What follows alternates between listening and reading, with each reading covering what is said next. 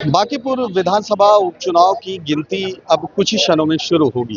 लेकिन अगर सुरक्षा व्यवस्था की बात कर ली जाए तो आप देख सकते हैं कि सुरक्षा व्यवस्था जो है अंदर या बाहर जो है चाक चौबंद व्यवस्था की गई है। 8 बजे से वोटिंग शुरू हो क्षमा करें मतगणना शुरू होनी है और मतगणना से पहले कहीं ना कहीं जो है बड़ी व्यवस्था जिला प्रशासन की तरफ से की गई है। वहीं अगर बात कर ली जाए अगर आज के वोटिंग की तो अहम जो मुकाबला है कहीं ना कहीं 3 दल के बीच होने वाला है। जहां एक तरफ जनसुराज से प्रशांत किशोर मैदान में हैं, वहीं बीजेपी ने जो है मंडल अध्यक्ष नीरज कुमार सिन्हा उन पर अपना दांव खेला है। वहीं अगर राजद की बात कर ली जाए तो राजद ने अपने पुराने प्रत्याशी रेखा गुप्ता को मैदान में उतारा है। लेकिन ये तमाम जो चीज़ें अहम इसलिए हो जाती है क्योंकि यह पटना के मध्य में बांकीपुर पड़ता है और बांकीपुर कहीं ना कहीं बीजेपी की परंपरागत सीट मानी जाती रही है।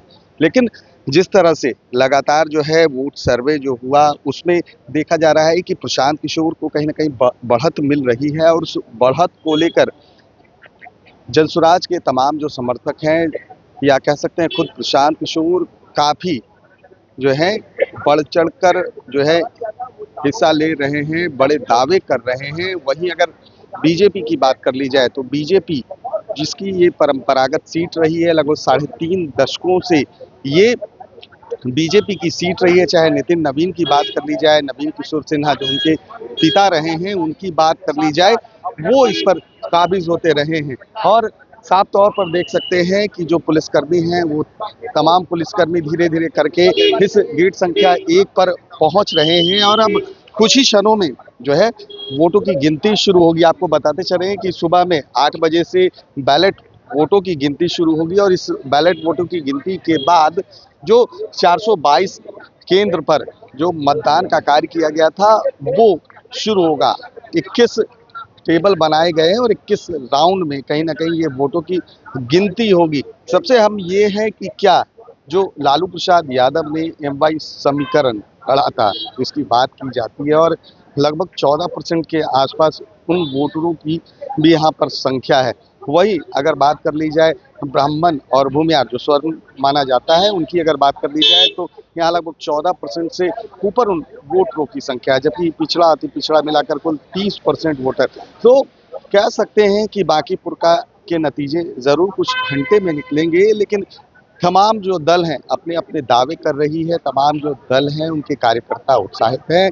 और आपको बताते चलें कि अंदर में बैलेट वोटिंग जो है उसकी गिनती शुरू हो चुकी है। आप ये नज़ारा देख सकते हैं कि किस तरीके से अंदर में जो वज्रगृह है उसकी सुरक्षा व्यवस्था की गई है और ये जो गेट है 1 नंबर गेट है, यहाँ से एंट्री कराई जा रही है और साफ तौर पर देख सकते हैं अंदर में कि किस तरह से चाक चौबंद सुरक्षा व्यवस्था की गई है और इन्हीं सुरक्षा व्यवस्था के बीच जो है मतगणना का कार्य हेन कॉलेज के इस परिसर में जारी है। आपको बताते चले कि 4 से 5 घंटे इस काउंटिंग में लगेगी और मतगणना के बाद ये पता चल पाएगा कि आखिर बांकीपुर का जो ताज है किसके सर पर सजता है। लेकिन कहीं ना कहीं भाजपा के लिए बड़ी चुनौती है। भाजपा के लिए इसलिए बोला जा रहा है क्योंकि जिस तरह से एक बार अभिषेक कुमार बंटी को पहले प्रत्याशी बनाया गया, उसके बाद वो निजी कारणों से उन्होंने कहा कि पारिवारिक कारण के कारण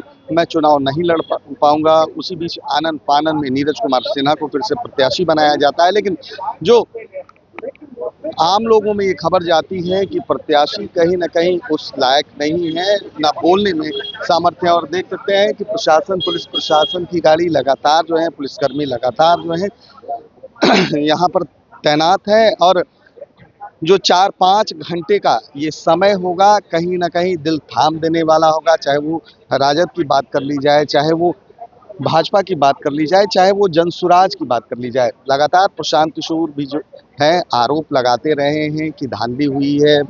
जो एसएसपी पटना है के कार्तिकेय शर्मा उन पर भी आरोप लगाया, इलेक्शन कमीशन से मिले और उन्होंने उनको हटाने की बात कही। लेकिन अब ये देखना बड़ा जो है लाजमी हो जाएगा कि जब रिजल्ट आता है 4-5 घंटे के बाद तो बांकीपुर का सेहरा किसके सर से सजता है। कैमरा पर्सन प्रशांत के साथ सुधींद्र रमन, NBC 24 पटना।